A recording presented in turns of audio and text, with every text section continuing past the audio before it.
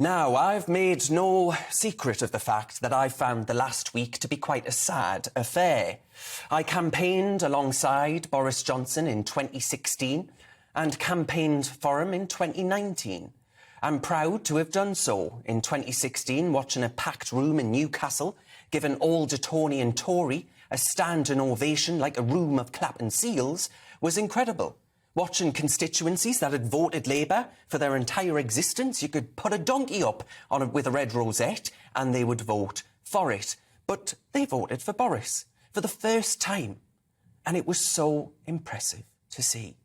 I'll never not be grateful to him for ensuring our votes for Brexit were respected, and frankly, that Corbynism, offering succour and support to anything remotely anti-British, was roundly defeated.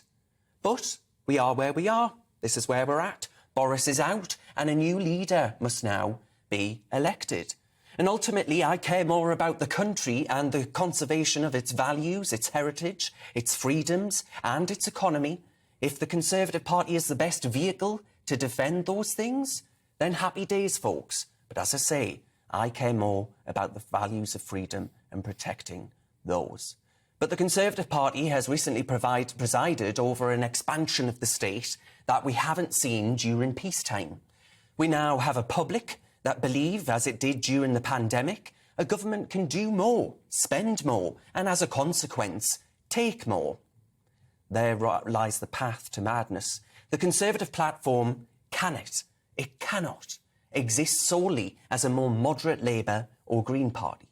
It used to be the party of personal responsibility, individual freedom, and an understanding that you'll spend your money a lot better than the government.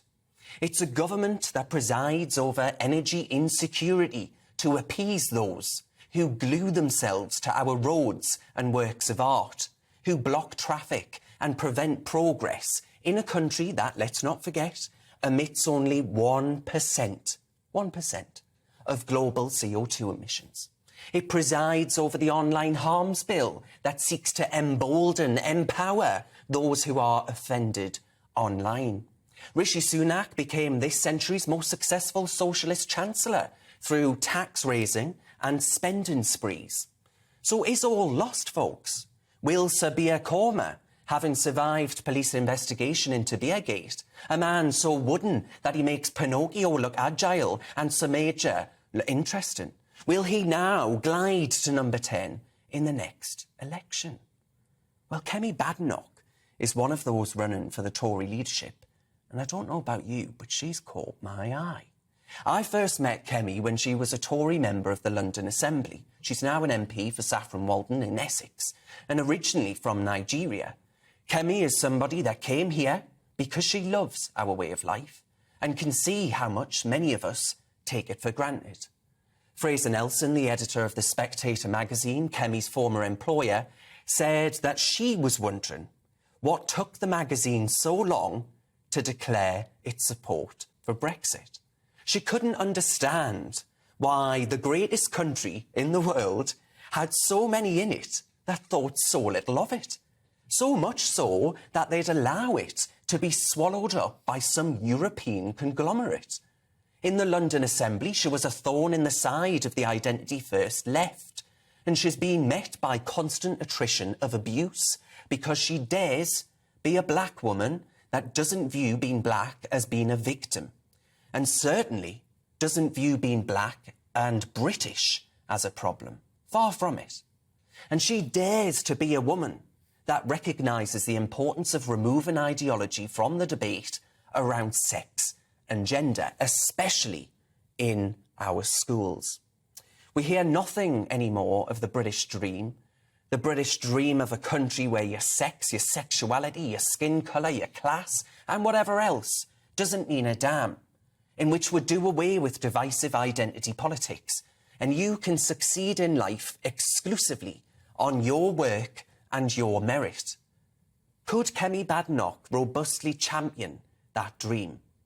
The Conservative MP Tom Hunt certainly thinks so, and he spoke earlier to Alistair Stewart exclusively on GBNews. I find it fascinating to see how Keir Starmer would handle Kemi Badenoch at the dispatch box.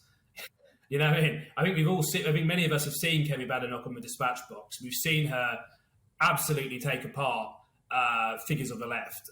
And I think that there's an argument to be made that Kemi Badenoch might be Labour's worst nightmare. Well, there we are, Labour's worst nightmare. What more could a Tory party want? Far too many in the modern Conservative Party, you see, sit on the fence. They shrug their shoulders at the dispatch box and announce that trans women are women as gender ideology marches through our schools. They shrug their shoulders as the current communications chief to the Prime Minister took the knee on live television, as the racist idea of white privilege is propagated in our schools. They shrug their shoulders as children leave school to nightmare scenarios of drowning or burning thanks to apocalyptic climate change. Candidates like Kemi Badenoch give me hope that all isn't lost and that we can thwart this drift to a more divided, a more unequal and a less free Britain.